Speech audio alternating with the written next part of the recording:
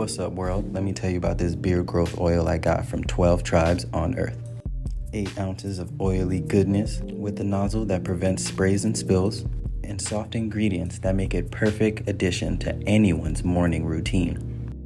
From coconut to castor, all these oils are hand chosen. After using this herbal blend, the biggest thing I noticed is how soft, how strong my hair was, and how good I feel. Pick up your bottle today and make your beard the star of the show.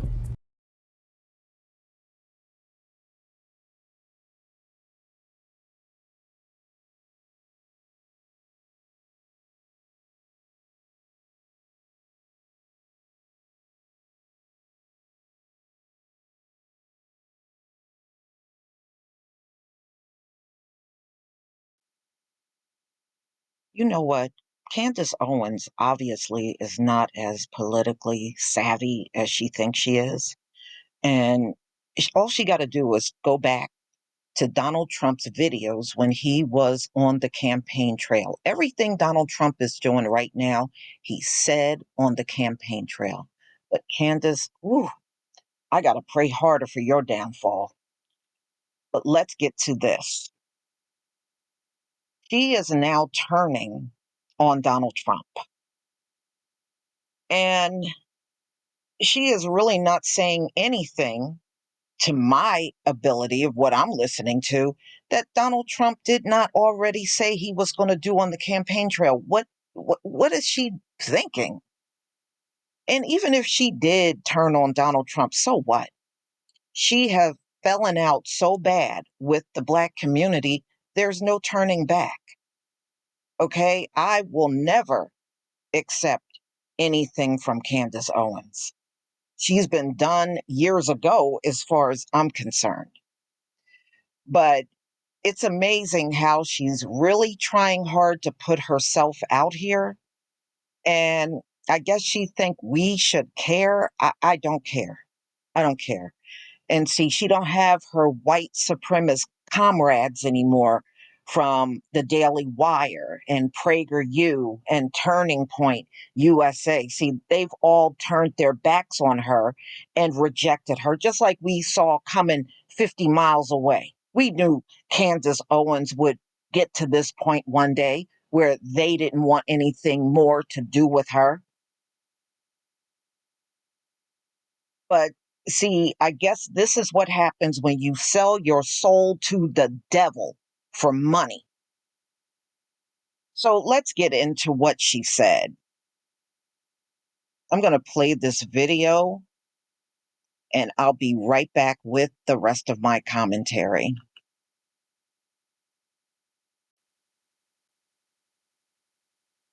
I never thought that I would see a day where I would be rooting for a university above Donald J. Trump and his administration. But I don't recognize his administration right now. I don't recognize what's happening. I have a theory. I do. We were kicking around some theories earlier, me and the team, and we were going, how could Trump be such a free speech enthusiast and allowing these things to happen? Going after college universities, trying to suppress speech, while pretending that you're not suppressing speech, while pretending that you're fighting DEI. It's so messy. It's so obvious. Everyone knows what you're doing. People who are still trying to grift, I suppose, are not willing to challenge you on this, which is ridiculous, because when you are out of office, we are going to have to live with these consequences. Our children are going to have to grow up in this America. Okay. So when you threaten our speech, it's not worth it so that we can have pom-poms and go hurrah for a couple of years, then go, okay, well, yeah, now it kind of stinks because, we're getting arrested for wrongthink. We got David Friedman. Yeah, arrest him. Arrest Tucker Carlson and Candace Owens. Get them. I love it. Everyone can see what's happening left and right. Harvard received notice that they had to comply with the Trump administration's demands, okay, and essentially telling them how they would have to change things on campus. And they're again, the administration is trying to paint this as they're coming and fighting DEI on campus, and they're not doing that. I'm going to show you it so you can see it with your own eyes. On Monday, Harvard became the first university to openly defy the Trump administration as it demanded sweeping changes to limit activism on campus. Activism is like synonymous with campus, okay? The university frames the government's demands as a threat not only to the Ivy League school, but to the autonomy that the Supreme Court has long granted American universities. They said in a quote, "The university will not surrender its independence or relinquish its constitutional rights." That's what the university lawyers said on Monday. They continued, "Neither Harvard nor any other private university can allow itself to be taken over by the federal government." The federal government says it's freezing more than $2.2 billion in grants and $60 million in contracts to Harvard unless, essentially, we are going to hold your funding unless you comply with these demands. And I'm going to show you, because Harvard has released it, what they're asking them to do. First, I should tell you they've already complied with adopting the IRHA definition of anti-Semitism, which is ridiculous.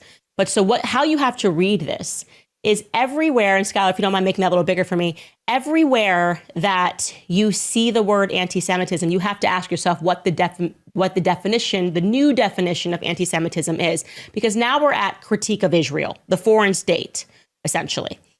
So as they frame it down there as the... Okay, so I'm going to stop her right there. Look, one thing that we do know, Candace Owens will never be back at that White House. Donald Trump, it's very apparent he doesn't want nothing to do with Candace Owens. See, in his first administration, she was always up there. You would see her here and there. This time around, oh, she ain't getting no invites to the White House ever again. So she is definitely on the outside looking in. And, that's really unfortunate, Candace. Can't say I feel anything for you. So she is now speaking out against Donald Trump and claiming he's suppressing free speech. She can't believe this. Donald Trump is being nothing but himself. Okay? It's way more to what he's doing than just suppressing free speech. So she calls herself calling at him out. Yeah, well, Candace, you call yourself calling out the Black community and trashing the Black community and doing everything to undermine the very people that you claim were the most murderous on the planet, which is nowhere true, never been true, and never will be true. You talk about fathers not being there for their children. Oh, yeah, the Black men are there for their children.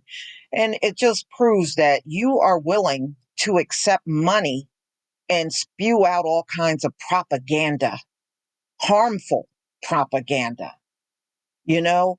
And I'm glad most people are saying they will never embrace Candace Owens under any circumstances.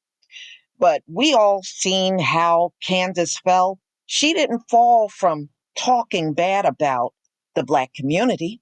She fell from talking about Jewish people and trashing them. That's when she became a problem. Prior to that, they were entertained and amused by what she was saying about the Black community. So all of you, I don't respect none of you, and you don't deserve any respect. Candace, if I see you again, it will definitely be too soon. But no, I got my issues with Donald Trump and I speak about it on video. But as far as your input, I don't respect it and I never will. This is her attempt to try to remain relevant after she has been kicked out everywhere. And it's just not going to work. She definitely don't have the same notoriety that she had before. Remember, she was always on Fox News. You don't never see her on Fox News anymore. You don't see her on anybody's platform speaking. And the only time she did show up to be on a melanated platform, that was after she got kicked out of the Daily Wire. Other than that, she was not trying to sit down and talk to anybody in our community. So That's all I got to say about Candace Owens. Y'all gonna have to tell me what you think about this video. Please leave your comment and subscribe. Don't forget to hit on the notification bell, and I'll see you on the next video. Peace, family.